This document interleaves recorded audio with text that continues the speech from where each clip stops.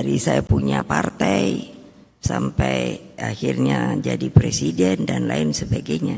Jadi dari tadi saya teropong terus. Terus saya bilang mau pidato yang panjang atau mau yang singkat. Karena apa? Kalau di partai saya jam-jam gini itu maaf ya, itu pasti banyak yang ngantuk. Jadi biasanya dengan segala hormat saya bilang, sana keluar dulu cuci muka. Jadi dari tadi saya udah gini terus loh. Jadi monggo saja. Apa ya, kadang-kadang kalau saya disuruh pidato, saya ini pidato mungkin sudah, kalau mulut saya bisa bicara sendiri, saya bilang dia sudah minta pensiun. Karena pidato saya nintah barangkali kalau mau sampai 1 juta juga lebih. Karena diundang ke konferensi di dunia dan lain sebagainya. Alhamdulillah dari baru belajar pidato sampai orang bertanya, ibu kok bisa pidato? Ya belajar dong. Kalau ada niat ya ada kemauan dong. Jadi ini saya lihat banyak ibu-ibu, alhamdulillah. Karena yang paling susah untuk diajari itu ibu-ibu. Betul, nah saya kan ibu-ibu. Kayaknya dengarkan, tetapi ternyata tidak. Tadi saya tanya pada beliau, itu banyak seragamnya dari mana ya? Dan itu karena katanya oh guru-guru sekolah. Waduh, dalam batin saya, apa ya iya sih yang namanya nanti bisa mengerti urusan Pancasila? Karena apa? Lah di sini aja kan kayaknya udah keren banget ya, apanya, pertukaran pikiran dan kata-kata bla bla bla bla. Nah, apa ibu-ibu juga akan bisa sih umpamanya membuat debat sendiri soal Pancasila? Lalu setelah itu, bisakah anak-anak sekolah itu memang menarik, menjadi sebuah mata pelajaran yang menarik? Kalau saya dulu juga, saya sekolahnya itu di perguruan Cikini, tapi karena bapak saya kebetulan presiden pertama, jadi saya itu sudah rupanya seperti air di tetes. Coba kalau dipikir ya, kan gampang toh sebetulnya. Kamu itu mesti cinta loh sama binatang, sama tanaman. Terus kata ibu saya katanya, saya nomor 1 perempuan, tapi anak kedua. Katanya cerewet. Kenapa mesti begitu? Tapi kan kalau mungkin yang profesor, dokter, ngapain sih Bu Mega ngomong mau pidato aja baru kayaknya ngurusi kayak gitu. Tapi apa? Bapak saya bilang itu roh kehidupan. Yang ada di mana? Yang ada di ketuhanan yang Maha Esa. Kan benernya gampang toh. Ibu-ibu tapi bisa nggak itu nanti? Itu sekarang ini kan anak-anak banyak yang dirundung. Saya sampai mikir ibu-ibunya kemana ya? Dulu kalau di partai saya bilangnya, udah bu ibu nggak usah dandan deh, pakai glowing kayak gitu. Lupa deh anaknya, mestinya kan dibuat stuntingnya hilang. Ini saya bilang pada Pak Prabowo urusan MBG, saya bilang sebagai ibu loh. Saya beli sama beliau tuh temenan, beliau zaman dulu. Mas, makanannya saya lihat kok itu aja toyo. Lombok ya kan daerah kita ini macam-macam ya. Bu ada rendang sekali-kali, ketawa beliau. Bener dong, kan cuman itu aja toh. Ibu-ibu tuh nggak usah takut. Kok ini kalau saya lihat terus tegang gitu loh.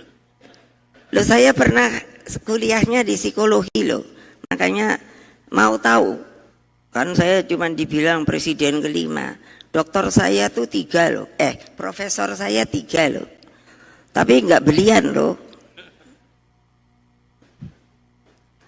doktornya 11 loh.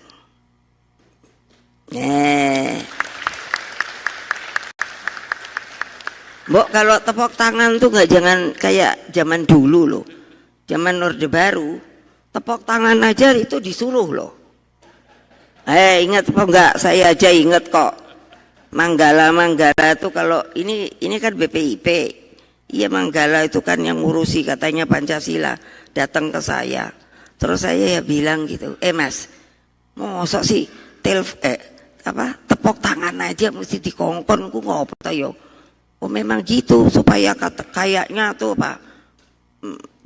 bergemuruh gitu. Itu sih bohong, jangan ketawa Mbak. Kalau Mbak Musda ini, kalau sama saya guyon udah ketawa melulu dia. Saya masukkan BPIP karena beliau profesor doktornya itu Al-Quran. Jadi saya belajar dari dia. Mbak, supaya saya pintar, yang tanggung jawab jadi situ kalau saya salah. Dong.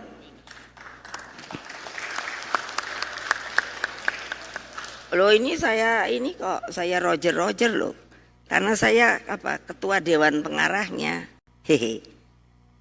Makanya kan kalau saya disebut yang terhormat bla bla bla bla bla bla gitu kan, saya tuh ketawa loh. Ngopo kok kayak gitu, mau kayak di subyo toh bahasa Jawa. Lambo nggak usah jadi manusia biasa aja dah.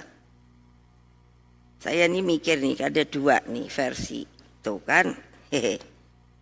Yang ini dibantu saya oleh dari mini BPIP. Jadi bayangkan untuk bikin pidato aja saya dibantu.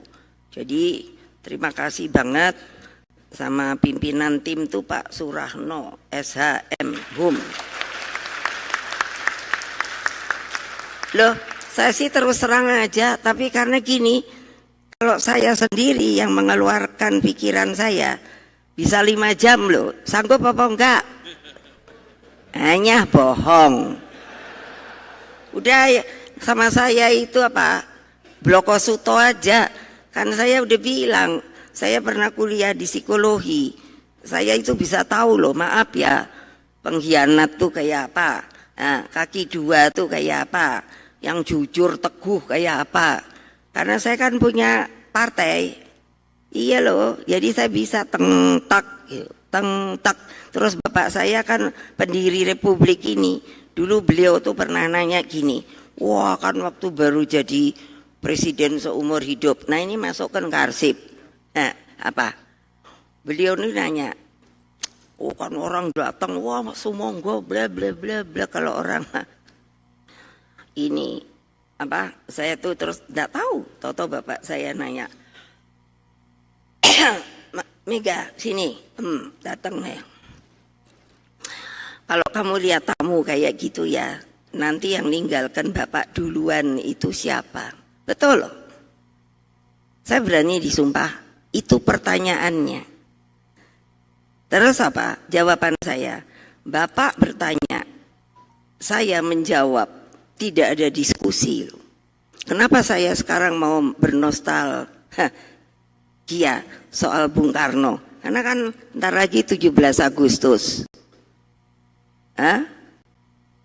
Betul apa tidak? Betul apa tidak? Lambo yang keras gitu loh. Kalau nggak ada itu kalian tuh merdeka? Tidak. Nah ini pidato saya mau diginiin terus. Pasti nggak mau kan? Lah iyalah.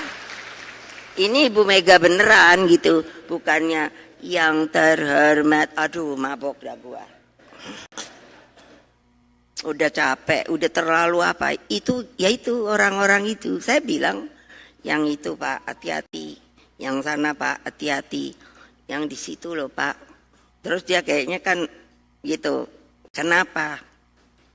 Saya cuman gitu, sumpah loh ini. Ternyata iya, ketika beliau itu tidak dijadikan lagi, nah itu mesti masuk arsip itu. Loh iya dong, untuk apa ada arsip? Loh, saya bilang arsip itu adalah sesuatu pembuktian yang tidak bisa yang namanya ada politiknya, dia netral seperti apa bunyinya. Jadi